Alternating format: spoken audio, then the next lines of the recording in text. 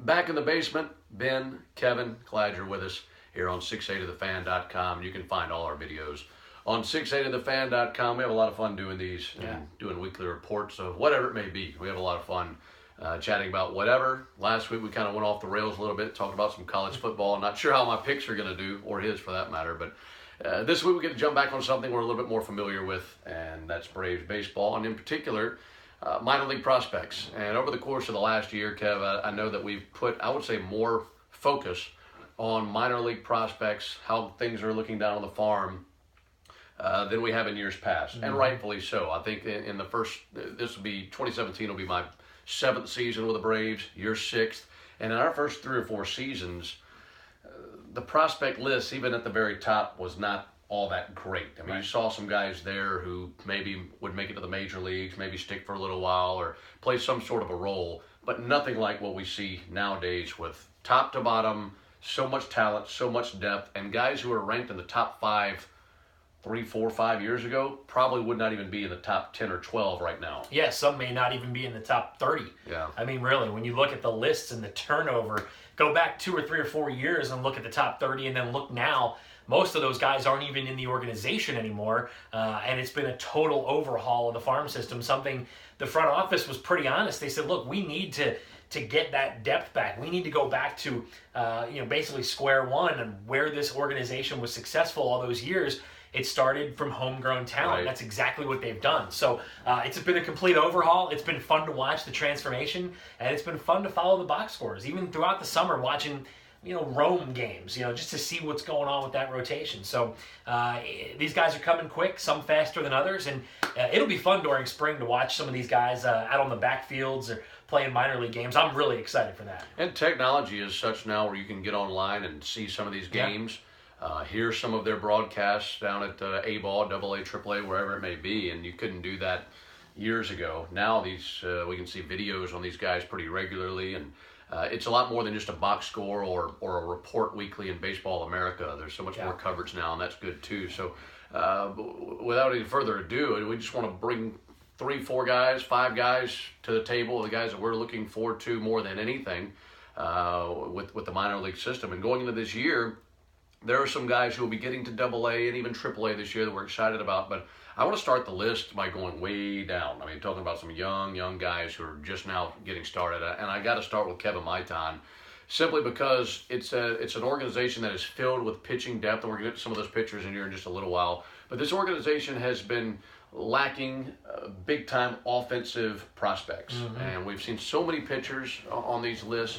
But when it comes to guys who can really belt it and have a lot of potential offensively, I don't think that list is all that deep right now. And it really made some big-time news when the Braves were able to obtain Maitan a year ago or in 2016. And I'm really excited to see what he can do. Expectations are high. And when you hear people say that this guy is going to be the best out of his country since Miguel Cabrera, that raises my eyebrows. Yeah, that's not bad. Pretty good praise for a kid who was 16 years old getting compared to Miguel Cabrera. He's an exciting player. You heard nothing but good things about him. I know the Braves were beyond thrilled to bring him into the organization. So I think it's a great place to start. I'm going to start down low as well if you want to go back and forth on some of these. Ronald Acuna, to me, is a guy who may not be ranked in the top 15 right now. This guy is tearing it up in Australia this offseason, hitting over 350. They're calling him the answer to everything. His team, the Melbourne Aces, just absolutely loves this guy. Chipper Jones last spring training raved about Acuna, going back on a backfield and watching this guy. So keep an eye on Ronald Acuna. He's got a chance to be really a fast mover. Again, not ranked in the top 10 or 15. I think last I saw MLB had him somewhere in the mid-20s. But keep an eye on him. He could really be a sleeper and a quick riser. Yeah, talent-wise, he's a guy that's risen very, very quickly here lately. I think he's a name that a lot of us knew, number one, because it's not a very common name. Right. You hear the name Acuna, you're like, that's easy to remember. Yeah. But there have been some strong reports about him lately, and if, like Kevin mentioned, anyone who's followed what he's done in Australia, pretty impressive. Very athletic, and another bat that you can throw in there to be pretty excited about. So those are 2 guys, young guys, Acuna and Maitan, that we're very excited about. Maybe we don't see them reach AA for some time, but it's still guys that we're very, very excited about moving forward. Ian Anderson is the next place I want to go. a guy that was taken last year or in this past draft in 2016. Build-wise, has everything that you're looking for, and that first full season as a professional, I think, is one that everybody gets excited about. It's one thing for guys to get drafted and they go get sent somewhere and let them rip, but now they've had a full off season, and you'll start to see them work their way up and see them increase their innings and things like that. And Anderson's right there with Allard and Wentz and some of these other guys are in the same place, and a lot of times you can lump those guys together, but when you're talking about a guy who was drafted 3rd overall, there are high expectations for him, and I'm interested to see how he looks in his first full season as a professional. I think the comparison on draft night was Mike Messina, if I'm not mistaken, is who the Braves brass reminded him of, or him of them. Pretty good comparison. Talking again about a young player who's being compared to a guy like Mike Messina. That's not bad when you're that young. So I like him as well. I'm very curious to see where he progresses to this season. I'm going to go with pitching as well. Again, another guy who may not be maybe as highly rated a prospect yet, but keep an eye on A.J. Minter, who at 3 different levels at Rome, at Carolina, and at Mississippi this year combined for about a 1.3 ERA. Strikeouts were way up, walks were down, especially at AA Mississippi. So this could be a guy maybe sort of like a Mauricio Cabrera from a year ago, where we saw him make that jump from AA to the big leagues. Could be a late inning guy in the back of the bullpen, throws hard. Again, throws strikes, good command. So A.J. Minter is a guy that I'm really keeping a very close eye on as well to see where he progresses this season. I'm glad you brought him up, because when we start to talk about prospects, it seems like the positions that get the most value are the guys that can swing it and hit it a long way, and starting pitchers. I don't think we give a whole lot of credit to relief pitchers, because look, and the way that things are in this day and age of baseball, if we have seen through free agency this year, guys are the back end of a rotation or the back end of a bullpen can help you win a lot of games, and they can make a lot of money now. I mean, look at what the Cubs did this past year.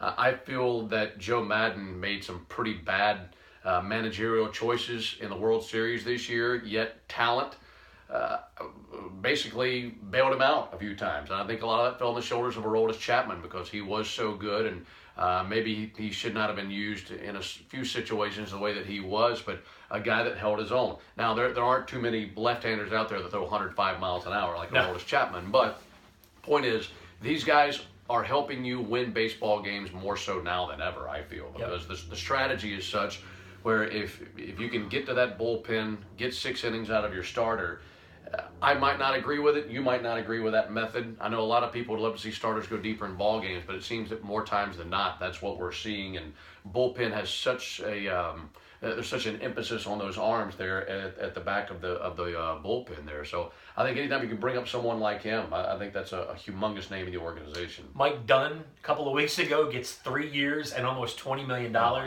for the Colorado Rockies. Mike Dunn. Yeah. My son is sleeping upstairs right now, and I've got his right arm taped to his body. We're going to use his left arm for a while. He's only 19 months, but we're going to work on him being a lefty, because it pays to be left-handed. Yeah, it really does. It's amazing. You can stick around forever, make a lot of money if you can throw with your left hand.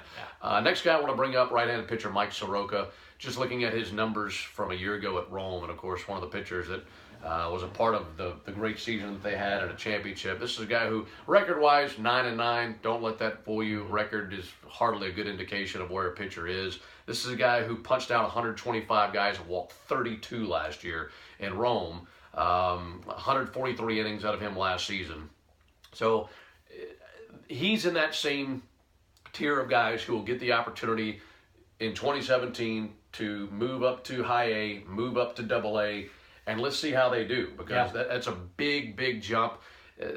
Talking to different scouts and different managers and even players for that matter, opinions usually vary on what the biggest jump is in minor league baseball.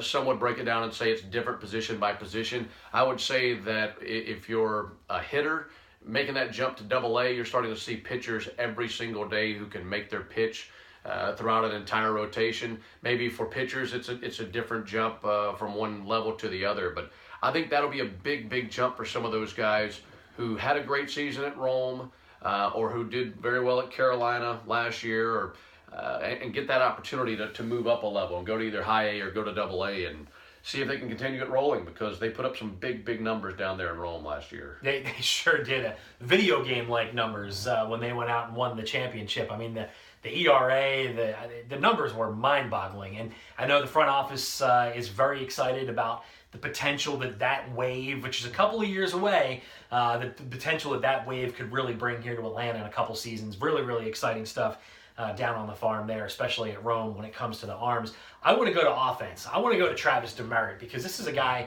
who had 28 home runs a year ago, an on-base percentage around 350 during the Arizona Fall League. So he swung the bat well, got on base this offseason.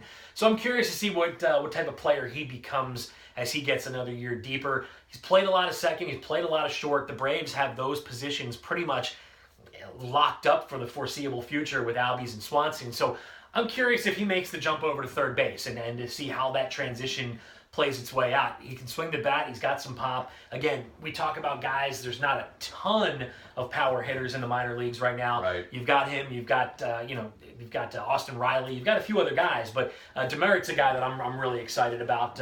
Pretty good numbers. Again, he did it in the fall league as well. Yeah, so we'll watch those guys this coming season, because it's going to be a lot of fun. Take all these young guys, see what they do. I like to say, take the pitchers from Rome, lump them all together, Toussaint and Allard and Fried and Soroka.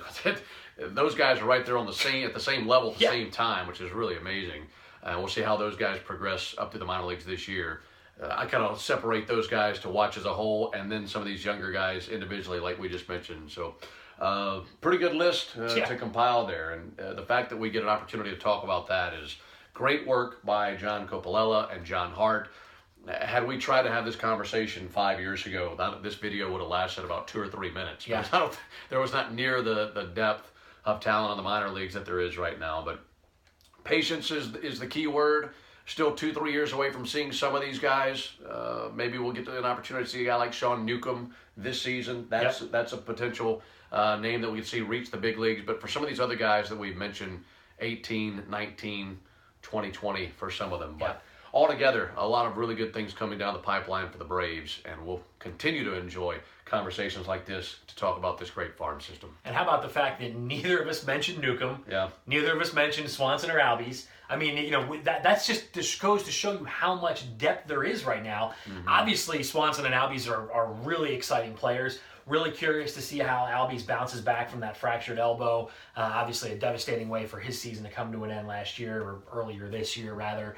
But there's just so many guys. We could do an hour-long video and go through the entire farm system. There's just that much depth. But it's exciting times, and I know, like I said, I don't think I haven't ventured back to the backfields too much in years past. I think we're going to be doing a little more of that this spring training, watching some of those minor league games, watching some of these guys in action. Which means you want to make sure you come back to 680 The Fan during spring training. Kevin and I head down for spring training mid-February. Pitchers and catchers report on Valentine's Day this year, February 14th. And we will be there for about 6 weeks. Team breaks camp, comes back up first week of April. So we can talk about all these things all we want, but once we get down to Florida in a few months, we'll really have an opportunity to watch these guys firsthand, and we'll bring giving you guys reports on everything that we see down in Florida, and probably having an opportunity to talk to some of these guys, show you some videos of what they're up to and what they're expecting for 2017. So should be a lot of fun, and we'll have all that covered, as well as what we see at the major league, on the major league side of things, which should be trending in the right direction, and very excited for what we'll see in 2017. That's a good show. It's fun to talk about all these guys, and we'll wrap things up there. Catch us next time, 680thefan.com, and we'll be bringing you these videos weekly. Talk to you later. Bye.